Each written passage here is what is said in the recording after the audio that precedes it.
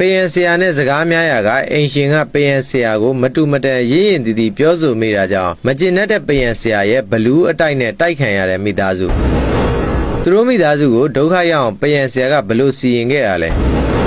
ဲကျောက်ဆရာကောင်းလာတဲ့ပယောဂအတိုက်အကြောင်းလေးကိုတင်ဆက်ပေးတော့မှာမလို့ဗီဒီယိုလေးကိုဆုံးနေတိလိုက်ပါကြည့်ရှုပေးကြပါဦးဗျ။စွန်းကန်ကြွလာနေကြကိုတော်လေးအိမ်ထဲကိုကြွလာနေတာကိုမြင်နေရပေမဲ့ဒေါ်သူစာကချက်ချင်းထပြီးတော့စွန်းမလောင်းနိုင်သေးပါဘူး။လက်ကတန်ရာကိုပတ်တီးစီးပြီးမှစွန်းလောင်းရန်အိမ်ရှိကိုထွက်လာခဲ့ရပါတယ်။စွန်းအုပ်ကိုယူလာရင်းနဲ့ပဲဥပစင်းကိုတောင်းပန်ရပါတယ်။စောင့်နေရတာကြလို့တောင်းပန်ပါတယ်ဥပစင်း။ကိစ္စမရှိပါဘူးတက္ကမကြီး။ဥပစင်းကဒေါ်သူစာကိုပြန်ပြောရင်းနဲ့ပဲဒေါ်သူစာရဲ့လက်ထဲကတစ်လွင်တဲ့ပတ်တီးစာကိုကြည့်ပြီးတော့မေးလိုက်ပါတယ်။လက်ကဘာဖြစ်တာလဲတက္ကမကြီး။တပည့်တော်မရဲ့လက်ကိုဟင်းရွက်တင်နဲ့ဓာတ်ထိသွားလို့ပါစွန်းလောင်းပြီးသွားပေမဲ့လည်းဥပစင်းကချက်ချင်းပြန်မကြွသေးပဲနဲ့ဒေါ်သူစာကိုစူးစိုက်ကြည့်ပြီးတော့ပြောလိုက်ပါတယ်ဘုန်းကြီးအနေနဲ့ပြောတော့မပြောသင့်ပါဘူးဒါပေမဲ့ကိုယ့်ရဲ့စွန်းလူရှင်ဖြစ်နေတော့ပြောရမှာပဲကွယ်ဓာတ်ထိတာရိုးရိုးထိတာလို့ထင်တာလားရှင်ဒေါ်သူစာဟာပြန်မလျှောက်ပေမဲ့အံ့အားသင့်နေပါတယ်ဥပစင်းရဲ့စကားကိုထိုးစမ်းနေတာကြောင့်လည်းရုတ်တရက်တုံလုံးသွားပေမဲ့လည်းပြန်စဉ်းစားပြီးတော့ခေါင်းထဲမှာတရေးပေါ်လာတာကြောင့်ဥပစင်းကိုလက်အုပ်ချပြီးတော့ရှောက်လိုက်ပါတယ်မှန်လားပါရှင်ဗျာအရှင်ဗျာမေးမှပဲပြန်စဉ်းစားတော့ဒါကရိုးရိုးတော့မဖြစ်နိုင်ပါဘူးတိုက်ဆိုင်မှုတွေများလာတယ်တပည့်တော်မရဲ့ကြောင်လေးရွှေဝါမိဖို့ကံပေးမှာဒဏ်ရာမရှိဘဲနဲ့တည်န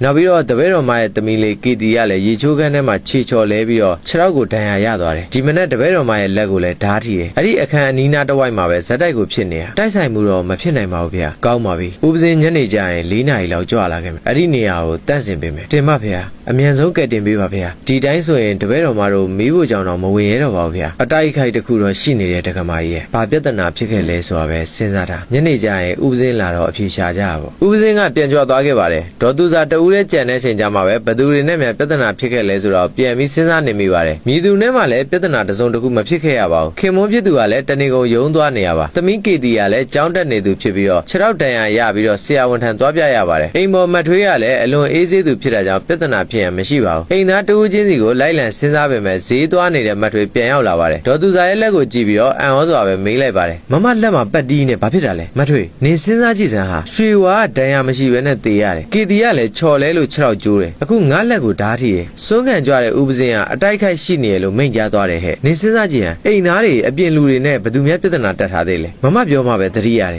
်ညမီးဖို့ကန်းထဲမှာအတန်နေကြားရတယ်မဝင်ရဲလို့အဝေးကနေပဲကြည်နေရတယ်ဘာမီးဖို့ကန်းထဲကအတန်နေကြားရတယ်ဟုတ်လားဟုတ်တယ်မမရဲ့ရွှေဝါသေလို့ကြောင်သစီလားလို့တွေးနေမိသေးရဲ့ဒါပေမဲ့မဖြစ်နိုင်ပါဘူးဆိုပြီးတော့ထလည်းမကြည့်ရဘူးကြောင်သစီမဟုတ်လို့ရှိရင်ဘာဖြစ်နိုင်အောင်မလဲစဉ်းစားစမ်းမအောင်တခုတော့ရှိတယ်မမရဲ့ဟိုတနေ့ကမမပယံဆရာနဲ့စကားများလေအဲ့ဒီပယံဆရာဘာလုပ်မှလဲဟဲ့ပယံဆရာလုံနိုင်တာမလုံနိုင်တာတော့မသိပေမဲ့အဲ့ဒီနေ့ကပယံဆရာရဲ့လုပ်ပုံကိုင်ပုံတွေကတိတ်ထူးခြားနေလို့ကျမတတိချာချာကြည့်နေမိတာဟုတ်ပါပြီအဲ့ဒီဆရာပဲဖြစ်ရမယ်သူမိဖို့ခန်းထဲမှာကြွေပြားကတ်နေတော့အယုတ်ရေးပြီးတော့နှုတ်ကနေတွတ်ရွတ်ဖက်နေတဲ့ပုံပဲမထွေးရဲ့စကားကြောင့်ဒေါ်သူစာလန့်သွားခဲ့ပါတယ်မထွေးပြောတာလည်းဖြစ်နိုင်ပါတယ်မိဖို့ခန်းမှာကြွေပြားတွေပေါက်နေတဲ့နေရာကွဲနေတဲ့နေရာရှိတာကြောင့်ခင်မွန်းတွေကရုံးကပယံအလုပ်သမားတွေစေလွတ်လိုက်ပြီးတော့ကြွေပြားအစ်စ်လဲခဲ့တာပါကြွေပြားအစ်စ်လဲရမှာလဲရောင်တစောင်းနဲ့အသက်40ခန်းရှိတဲ့အလုပ်သမားတူပါလာခဲ့ပါတယ်အဲ့ဒီနေ့ကမထွေးဈေးသွားနေချိန်ပယံသမားတွေကရုတ်တရက်ရောက်လာတာပါရှုပ်ပွားနေတဲ့ပစ္စည်းတွေကိုဒေါ်သူစာကိုယ်တိုင်ရှင်းခဲ့ရပါတယ်မိဖို့ပြင်မှာဖြစ်တာကြောင့်ချက်ထားတဲ့ဟင်းအိုးတွေကိုလည်းအောက်ကိုချထားရပါတယ်အားလုံးရှင်းလင်းပြီးသွားတာကြောင့်ပယံဆရာတွေလွတ်လွတ်လပ်လပ်လုပ်ကိုင်နိုင်မှုအတွက်အပြင်ကိုထွက်နေပြီးတော့သတင်းစာတစ်စောင်ကိုဖတ်နေခဲ့ပါတယ်ဥပစင်းစွန်းကန်ကြွလာမှမိဖို့ကန်းထဲကိုစွန်းအုပ်ယ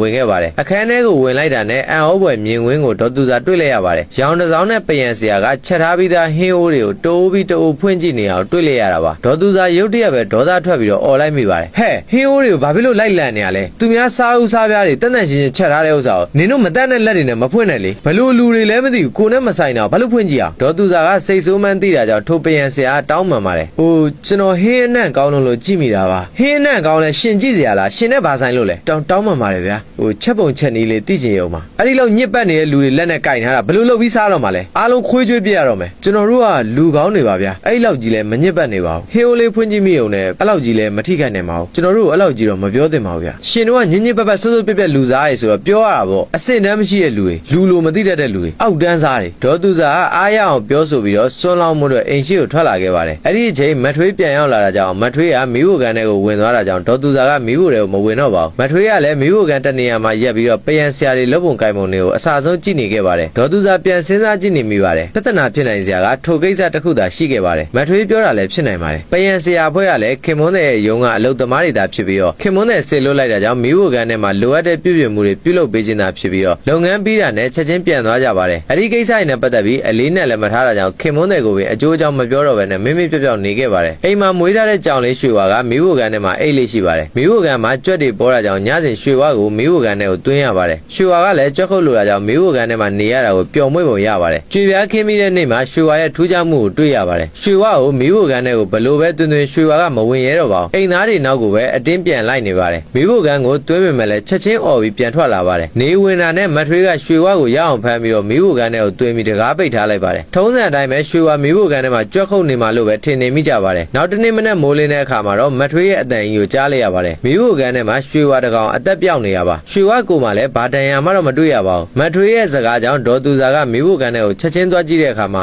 ရွှေဝါအသက်ပြောက်နေပြီးတော့ဒဏ်ရာကိုမတွေ့ရတာကလည်းအံ့ဩမိပါတယ်ဒေါ်သူစာကရွှေဝါအတွက်စိတ်မကောင်းဖြစ်ပြီးတော့အိယာဘော်ကိုပြန်လဲနေလိုက်ပါတယ်အဲ့ဒီအချိန်မှာပဲမထွေးဝင်လာပြီးတော့စိတ်မကောင်းစရာသတင်းတစ်ခုပေးပြန်ပါတယ်မမကီတီရေချိုးကန်းထဲမှာချော်လဲခြေချိုးသွားလားမသိဘူးမထွေးရဲ့စကားကြောင့်ဒေါ်သူစာရေချိုးကန်းထဲကိုပြေးသွားရပါတယ်ရေချိုးကန်းဟာမီးဖို့နဲ့တွဲလျက်ရှိပါတယ်သမီးကိုပွေးဖက်ပြီးတော့စေးကန်းသွားဖို့အတွက်ပြင်ဆင်ရပြန်ပါတယ်သမီးကိုလည်းဂယုဏဒေါတော်နဲ့ပြောမိပါတယ်ရေချိုးကန်းချော်တယ်အဲ့ဒါကြောင့်သမီးကိုသတိထားပါလို့ခဏခဏပြောနေတာသမီးလည်းသတိထားပါတယ်မေမေရဲ့ရေချိုးကန်းထွက်တဲ့ချိန်နောက်ကတယောက်ယောက်တွန်းလိုက်လို့လဲကျသွားပါဒါပေမဲ့နောက်ကိုလဲကြည့်တော့လည်းဘယ်သူမှရှိမနေဘူးသမီးရဲ့စကားမယုံကြည်နိုင်အောင်ရှိပေမဲ့လည်းသမီးကိုပြန်ပြီးတော့မေးမနေတော့ဘဲနဲ့လမ်းထိပ်ကစေးကန်းကိုပဲသမီးကိုလိုက်ပို့လိုက်ရပါတယ်ဆရာဝန်ကတော့ခြေထောက်ကိုစစ်ဆေးကြည့်တဲ့အခါမှာစူးစူးဝါးမဖြစ်တာကံကောင်းတယ်လို့ပဲဆိုရပါမယ်ဆရာဝန်ကစီးလိန်ပေးပြီးတော့ပတ်တီးစီးပေးလိုက်ပါတယ်ဒေါ်သူစာကရွှေဝါတေဆုံးရသည့်ကိစ္စကီတီခြေထောက်မှာဒဏ်ရာရတဲ့ကိစ္စပြန်စဉ်းစားနေပါတယ်စဉ်းစားနေရင်လည်းပဲဟင်းချက်ရန်ခရမ်းသီးကိုလီးလိုက်တဲ့အခါမှာရုတ်တရက်ဓားကဘယ်ဘက်လက်ညိုးကိုထိသွားပါတယ်အဲဒီလိုလက်ကိုဓားထိသွားလို့ဒေါ်သူစာကဓားကိုဘေးနားမှာချထားတဲ့အချိန်မှာပဲဓားဟာရုတ်တရက်ကြီးရွေသွားခဲ့ပါတယ်တယောက်ယောက်ကတွန်းလိုက်တယ်လို့မျိုးဖြစ်သွားခဲ့ခြင်းမှာသွေးပူနေစဉ်မို့သတိမထားမိခဲ့ပေမဲ့လည်းဥပစင်းပြောမှပြန်လဲစဉ်းစားရင်းနဲ့ရင်ထိတ်လျက်ရှိပါတယ်ဥပစင်းပြောသလိုအတိုက်ခိုက်များဖြစ်နေပြီလားလို့လည်းစဉ်းစားနေမိပါတယ်ဖြစ်လိုက်သမျှမကောင်းသည့်ကိစ္စကြီးပဲဖြစ်နေပါတယ်သွေးယူသားယူတော့မဖြစ်တန်ရာဥပစင်းပြောတဲ့အတိုင်းပဲမလိုသူကတိုက်ခိုက်ခြင်းဖြစ်နိုင်ပါတယ်မထွေးပြောသလိုပယံဆရာရဲ့လက်ချက်လည်းဖြစ်ရမယ်လို့စဉ်းစားမိပြန်ပါတယ်မိဖို့ကန်းကိုတယောက်တည်းဝင်ရမှာကိုပဲမဝင်မရဲဖြစ်နေမိပါတယ်မထွေးကလည်းမိဖို့ကန်းကိုတယောက်တည်းမဝင်ရဲတာကြောင့်ဒေါ်သူစာလာမှပဲနှစ်ယောက်တူဝင်ခဲ့ကြပါတယ်နေ့လည်စာစားပြီးတာနဲ့ပဲမိဖို့ကန်းတကားကိုပိတ်ထားလိုက်ကြပါတယ်ညနေဥပစင်းကြွလာမှအဖြေမှန်ကိုသိရပါတော့တယ်ဥပစင်းကြွရောက်လာတဲ့အခါမှာသတင်းသုံးရနေရာထိုင်ခင်းစီစဉ်ပေးပါတယ်အေးပလင်းနေလည်းကက်ရစီစဉ်ထားပြီးဖြစ်တာကြောင့်ဥပစင်းကြွလာမယ့်အချိန်ကိုစောင့်နေမိကြပါတယ်ညနေ4 နာရီမှာတော့ဥပစင်းဟာလူငယ်တဦးနဲ့အတူကြွလာခဲ့ပါတယ်ဒေါ်သူစာကဥပစင်းကိုဝှက်ဖြစ်ပြီးတော့အေးကက်လိုက်ပါတယ်အေးဖုံးမွေးပြီးရနဲ့ဥပစင်းကမေးပါတယ်ကဲတကမကြီးဒီကိစ္စတွေက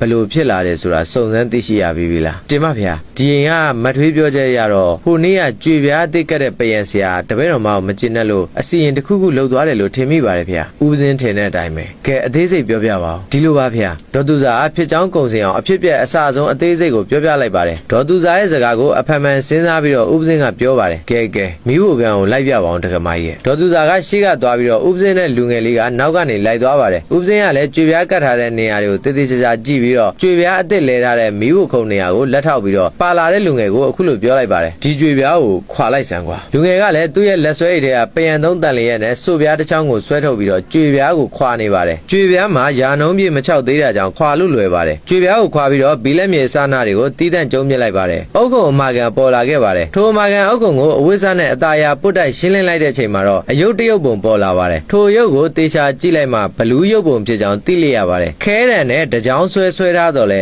ရုပ်လုံးကြွဘလူးရုပ်ဖြစ်ကြောင်းတွေ့လိုက်ရပါတယ်ဥပစင်းဟာထိုဘလူးရုပ်ပေါ်မှာလက်ညှိုးထောက်ပြီးတော့ပရိမိတ်တဇာလတုတ်ကို3 ကြိမ် 3 ခေါက်ရွတ်ဆိုနေပါတယ်ပရိတ်ရွတ်တဲ့ချိန်မှာလဲပါလာသူလူငယ်လေးကိုတစုံတစ်ခုပြောလိုက်ရာလူငယ်ကပြန်ထွက်သွားပါတယ်ဥပစင်းဟာပရိတ်ရွတ်ပြီးတဲ့အချိန်လူရွယ်ကပြန်ရောက်လာပါတယ်ကဲဒီဘလူးရုပ်ကိုပြက်အောင်လို့ဖြတ်လိုက်စမ်းပါဥပစင်းခိုင်းတဲ့အတိုင်းပဲလူငယ်လေးကအုတ်ခဲအင်္ဂလိပ်ပေါ်မှာရေးဆွဲထားတဲ့စာကိုအသင့်ယူဆောင်လာတဲ့ကော်ဘတ်နဲ့တိုက်ပြီးတော့ဖြတ်လိုက်ပါတယ်ဘလူးရုပ်ပြက်သွားတာနဲ့ဥပစင်းကရေတစ်ခွက်တောင်းပြီးတော့ပရိတ်ရွတ်ပါတယ်ထိုပရိတ်ရည်နဲ့ပဲဘလူးရုပ်နေရာကိုစေးကြောပါတယ်အားလုံးစေးကြောပြီးတဲ့အချိန်မှာတော့လူရွယ်ကိုထပ်မံပြောကြားလိုက်ပြန်ပါတယ်ကဲကြွေပြားကိုမူလတိုင်းပြန်ကပ်ဖို့ပြင်တာဥပစင်းဟာရခင်ဘလူးရုပ်နေရာမှာလက်ထောက်ပြီးတော့ပြောလိုက်ပါတယ်ဟဲ့ကြောက်ဘလူးဒါနင့်နေရမဟုတ်ဘူးနင်အခုချက်ချင်းနင့်နေရကိုနင်ပြန်ပြီးတော့ငါတို့ကမြစ်တာသမားတွေဖြစ်လို့နင့်ကိုရောနင့်ကိုခိုင်းစေတဲ့ဆရာကိုရောအေးမယူအပြစ်မယူပဲနဲ့ခွင့်လွှတ်ပေးလိုက်တယ်နောင်ကိုသူတစ်ပါးဒုက္ခရောက်မဲ့လုပ်တွေဘယ်တော့မှမလုပ်မိစေနဲ့နင့်ကိုမြစ်တာပို့ပေးမယ်ကဲ မြန်သွားတော့ဦးပစင်းရဲ့စကားဆုံးတာနဲ့ပယံဆရာကကြွေပြားကိုမူလနေရာမှာပြန်ပြီးတော့ကတ်လိုက်ပါတယ်ကြွေပြားကတ်ဖို့အတွက်ဘီလက်မြေတွေတဲတွေကိုလည်းအသင့်ယူဆောင်လာတာကြောင့်တခဏအတွင်းမှာပဲပြင်ဆင်လို့ပြီးစီးသွားပါတယ်ဦးပစင်းဟာသူ့လုံးဆရာရှိတဲ့အလုပ်တွေကိုပြီးပြတ်အောင်လှုပ်ဆောင်ပြီးတာနဲ့ဒေါ်သူစာကိုပြောလိုက်ပါတယ်ဒကမကြီးဒီခန်းကလုံးဝတန့်သွားပြီဘာအနောက်ရှက်မှမရှိတော့ပါဘူးဒါကကြောက်ဘလူးလို့ခေါ်တယ်သူကဆရာခိုင်းတဲ့အတိုင်းလုပ်နေမှာသူကသွေးတောက်ရမှကျင်တတ်တယ်နေ့တိုင်းသွေးတောက်နေမှာကျုပ်တို့ကသိလိုက်တာလက်ဦးသွားလို့ကန်ကောင်းသွားတယ်ဒီကြောက်ဘလူးကတော်ယုံနဲ့မရဘူးဗျလှုပ်တဲ့သူကကြောက်ပြားမှာဘလူးရုပ်ရေးပြီးတော့အသက်သွင်းသွားတာအခုတော့မရှိတော့ပါဘူးဘလူးလည်းပြေးပြီစိတ်သာချနောက်တစ်ဖန်မလာနိုင်တော့ကျုပ်အပြက်နှင်လိုက်ပါပြီကျေးဇူးတင်ပါတယ်အရှင်ဖျားအရှင်ဖျားသာမကယ်လို့ရှင်တိမ်လုံးဒုက္ခရောက်နိုင်ပါတယ်အခုမှတွေးမိလိုက်တိုင်းလက်နေမိပါတယ်ဖျားကဲပါလက်မနေပါနဲ့တော့အားလုံးလည်းရှင်းသွားပြီကျုပ်တို့ကိစ္စပြီးပြီမလို့ပြန်ကြွတော့မယ်ခွင့်ပြုပါဦးဦးပစင်းလည်းပြန်ကြွသွားခဲ့ပါတယ်ယခုမှဒေါ်သူစာလည်းစိတ်ထဲရှင်းသွားပါတော့တယ်မတ်ထွေးလည်းကြောက်လန့်စိတ်မရှိတော့ဘဲနဲ့မီးဖိုကန်းထဲကိုရဲရဲဝင်နိုင်မှာတော့တယ်ဒေါ်သူစာတယောက်ကတော့သွေးတောက်တဲ့ဘလူးအကြောင်းကိုတွေးမိတဲ့အခါတိုင်းမှာရင်တုန်စိတ်လှုပ်ရှားလျက်ရှိနေပါတော့တယ်ယခုတင်ဆက်ပေးခဲ့တဲ့အကြောင်းအရာလေးကတော့ပယံဆရာနဲ့ပြဿနာတက်လို့ပယံဆရာလက်စွမ်းပြခဲ့တဲ့ဘလူးအတိုက်ခိုက်ကြောင့်ဒုက္ခရောက်ခဲ့ရတဲ့အိမ်တိန်အကြောင်းကိုတင်ဆက်ပေးခဲ့တာပဲဖြစ်ပါတယ်ဗျကျွန်တော်ရဲ့ဗီဒီယိုလေးကိုစုံနေဒီလိုက်ပါကြည့်ရှုပေးကြတဲ့လူချင်းမင်းတို့တယောက်ချင်းစီတိုင်းကိုလည်းကျေးဇူးတင်ပါတယ်နောက်ဗီဒီယိုလေးမှာပြန်တွေ့ကြမယ်နော်